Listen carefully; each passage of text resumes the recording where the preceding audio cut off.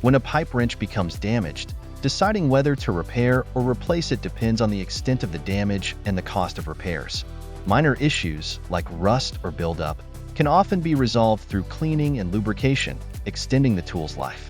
If the wrench's teeth are slightly worn or the adjustment mechanism is stiff, replacing the worn parts or adjusting the mechanism might bring it back to working condition. However, if the pipe wrench has severe damage, such as cracked handles, bent frames, or severely worn teeth, repairs may not restore it to its original functionality. In these cases, continuing to use a damaged wrench could result in ineffective performance or even safety hazards.